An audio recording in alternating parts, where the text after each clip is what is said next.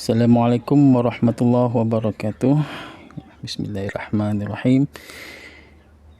Jadi kali ini dari bagian mata kuliah Geologi Nirkabel kita akan membahas GNSS. Untuk GNSS sendiri adalah singkatan dari Global Navigation Satellite System, sistem satelit untuk navigasi secara global. Yaitu ada konstelasi satelit yang menyediakan coverage ya, jadi mencakup untuk regional maupun seluruh dunia ya. Jadi ada yang cuma sekitar kayak Jepang saja atau yang keliling bumi gitu. Sini ada GPS. GPS itu Global Positioning System ya.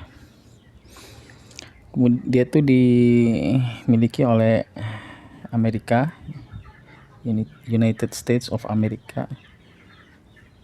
Pertama kali satelitnya sekitar di launching 1978. Berarti sudah sekitar berapa? 40-an tahun ya. Udah hampir 40-an, udah lebih dari 40 tahun. Dulu awal-awal untuk militer, kemudian lama-lama menjadi komersial juga. Dan available-nya secara global ya, karena ada banyak satelit yang keliling konstelasinya, keliling bumi. Kemudian ada GLONASS. Ya, ini oleh Rusia ya, oleh Rusia. Pertama kali satelit launchingnya 1982. Ini juga global. Ada Beidou. Ya, Beidou ini oleh Cina, negara Cina sekitar tahun 2000 ya launchingnya. Dia juga global. Galileo 2011 ya, European Union. Ini juga secara global. Kemudian untuk Jepang ya, KZSS ini tahun 2010 ya, dan ini regional aja sekitar Jepang dan ke selatan ya, ke bagian Indonesia, Australia gitu. Ya, kemudian IRNSS ini India ya. Ini di launching 2013. Dan ini regional. KZSS sama IRNSS ini regional ya. Sekitar KZSS sekitar Jepang dan sampai Australia, kalau IRNSS sekitar India ya. Tapi kalau yang 4 di atas ini dia global ya, GPS, GLONASS, Beidou sama Galileo. Dan juga KPS ya, Korea rencananya mau launching juga. Semoga Indonesia juga ya. Nah, ini Global Navigation Satellite System GNSS, ada yang 4 global ya, secara global. Nah, ini satelitnya mengelilingi bumi ya. Sini ada 6 orbit ya. 6 orbit, 24 satelit ya. 24 satelit. Kemudian ada spare-sparenya juga. Kemudian inclination angle-nya 55 derajat, ketinggian satelitnya 20.200 km. Nah, ini Amerika. Kemudian Galileo 3 orbit nih, 27 satelit tambah 3 spare. Sudut inklinasi 56 derajat, ketinggiannya 23.616 km. GLONASS 3 orbit, 20 satelit tambah 30 spare, tambah 3 spare.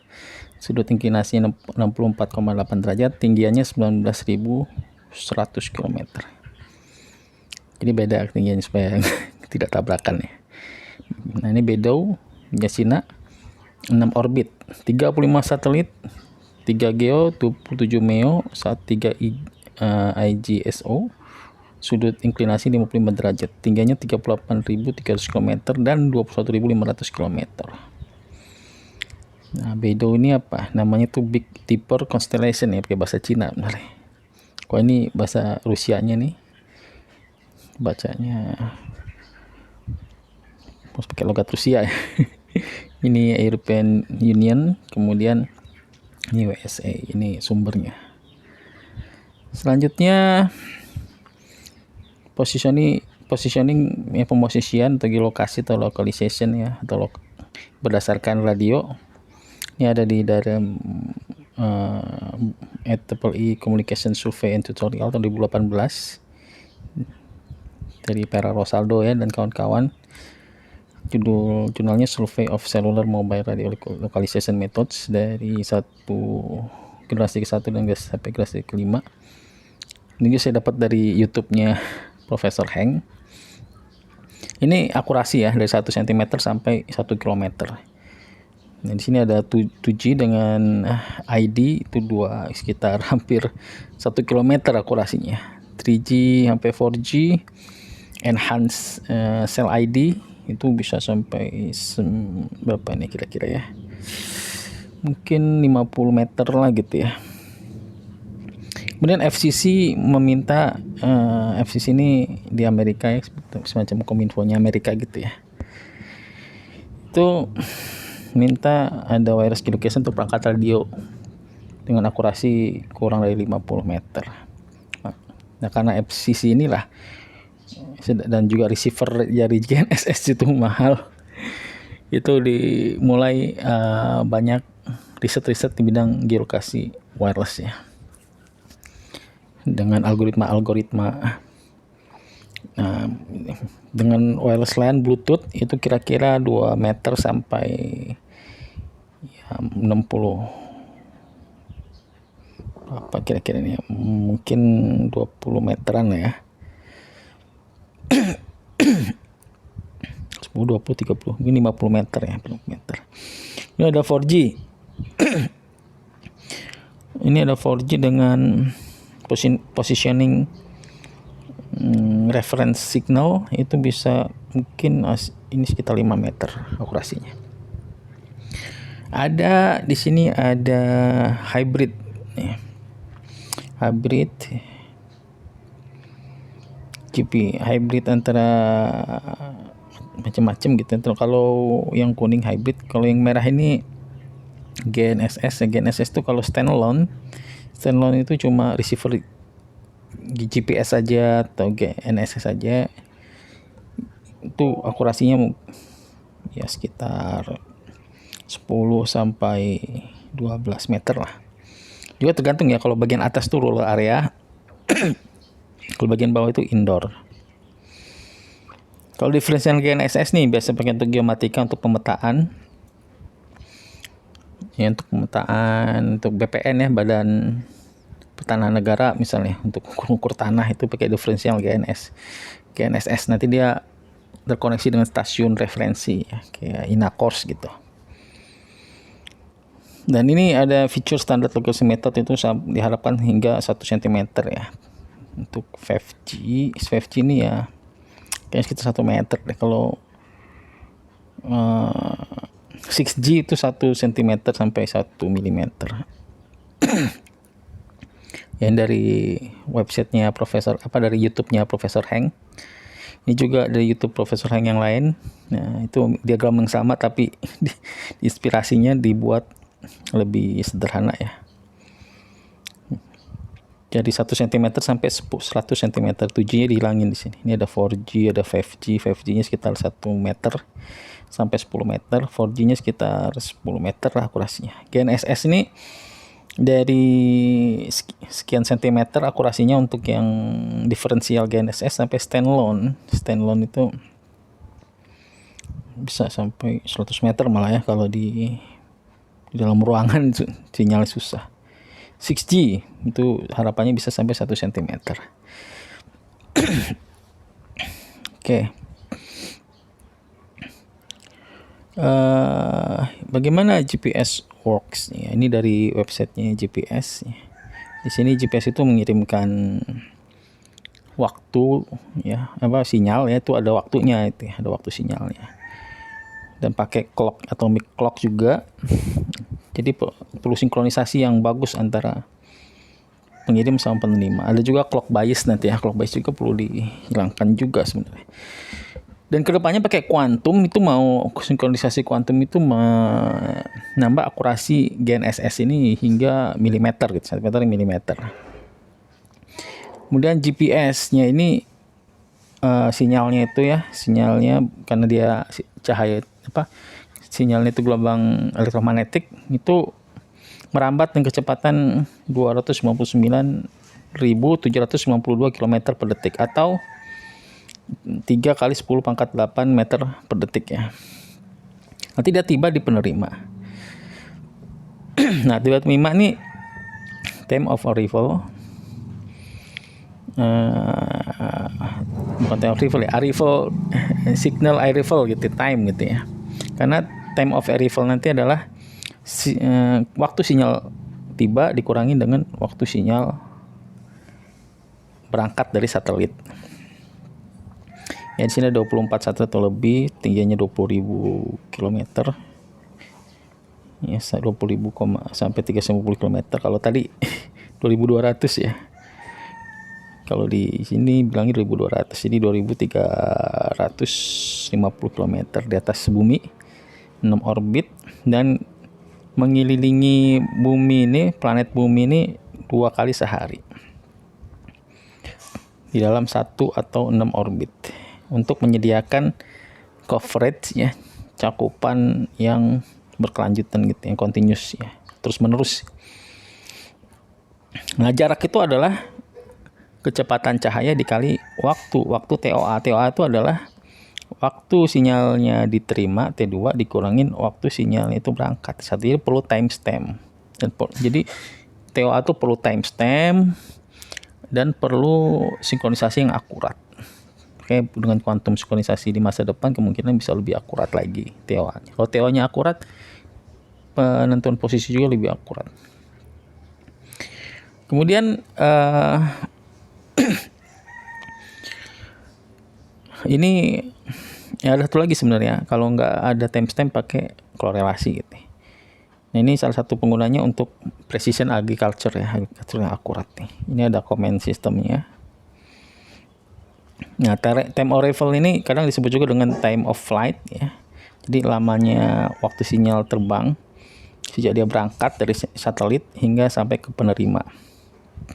Jadi syaratnya TOA itu perlu sinkronisasi akurat antara pengirim dan penerima ya, misal GPS receiver ya atau GNSS receiver. Kemudian perlu mengetahui timestamp waktu sinyal itu dikirimkan. Dia juga perlu mengetahui bentuk sinyal. Nah, kalau tanpa timestamp pakai bentuk sinyal, ya ini bentuk sinyal itu nanti si penerima itu tahu, nanti akan dilakukan korelasi. Korelasi itu akan mendapatkan TOA juga. Nah, ini TOA itu adalah waktu dia tiba arrival dikurangin waktu dia departure, berangkat dari satelit. Nah, nanti waktu TOA ini dikali kecepatan cahaya itu dari dapatnya jarak. Jarak itu sendiri adalah akar dari kuadrat Manhattan distance. Ini Manhattan distance nih, x minus x kuadrat tambah y minus y kuadrat. Kalau r-nya ini sendiri adalah Euclidean distance ya.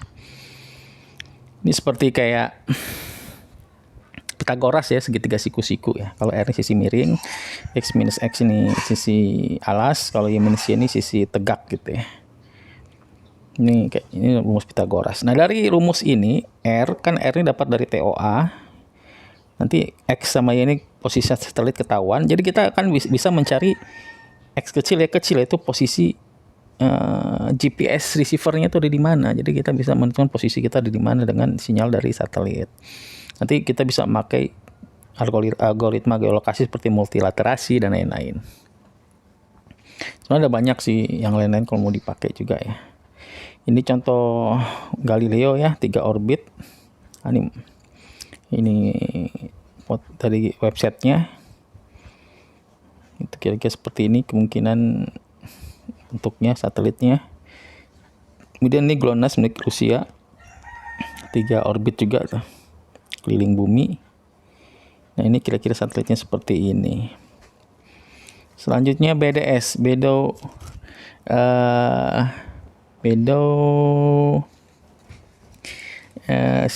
sistem ya. Bedow sistem ini milik Tiongkok ya, Cina. BDS, Bedow Navigation Satellite System, BDS, the Big Dipper Constellation. Wah, ini lebih rame ya konstelasinya, bertingkat-tingkat lagi ketinggiannya. 29 satelit ini di launching antara tahun 2000 sampai 2017. Kemudian November, kemudian ada juga generasi kedua, kemudian 16 satelit tahun 2018. Selanjutnya juga di launch tahun 2019 sampai 2020. Ada 2 geostationary, 6 medium earth orbit, ya banyak itu include geosynchronous satellite system. Dan di akhir tahun 2020 jaringannya akan konsist lebih dari 30 satelit ya rencananya. Kan udah 2024 ya. Kemudian ini adalah satelit generasi ketiga. Harapannya lebih akurat, stabil, sinyal lebih clear gitu ya. Dan comparable dengan GPS, GLONASS, dan Galileo system. Ini Jepang ya. Jepang ini kira-kira seperti ini orbitnya. Sekitar 3 satelit ini ya. Nah, orbitnya dari Jepang sampai ke Australia ya. Melewati Indonesia di sekitar Papua sama Sulawesi. Kemudian tapi ini juga ada yang sampai Hawaii juga nih sama Bangalore juga ya. Tapi kalau dari lihat yang melingkar ini dari Jepang sampai ke Australia, 3 satelit. Kemudian ini Cina, milik India, ini Navigation with Indian Constellation, Indian Regional Navigation Satellite System. Ada 3 geostationary ya. 36 km, 1420. Star sensor, propellant tank, solar panel, liquid. Ini komposisi satelitnya. Nah, ini ada keterangannya lagi. 1500 km cover India ya. 3 extremely akurasi yang akurat itu ya, rubidium atomic clock di masing-masing satelit. Kemudian perlu receiver yang spesial ya. 4 satelit, ada juga 3 satelit geostationary orbit, 4 satelit geosynchronous orbit.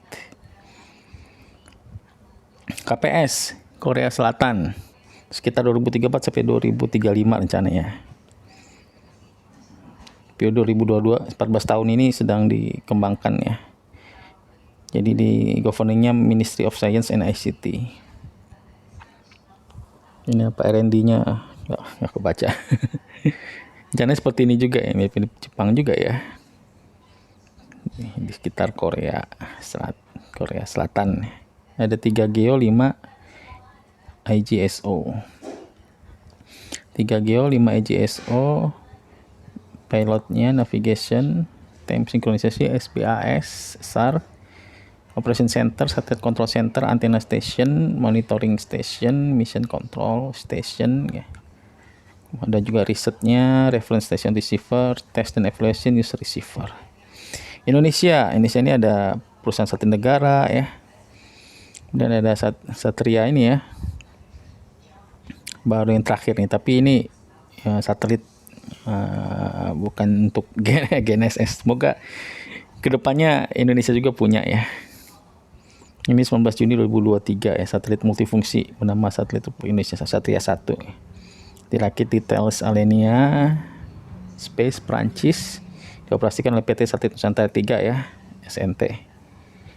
Ngisi short orbit 146 derajat, memiliki 5 panel, kemudian tinggi 6,5 meter, bobot 4,5 ton, 3 antena reflektor, frekuensi Ka band, very high throughput satellite, 150 gigabit per detik, 116 spot beam, 4 pendorong listrik. Mekanismenya memiliki proses transparan digital.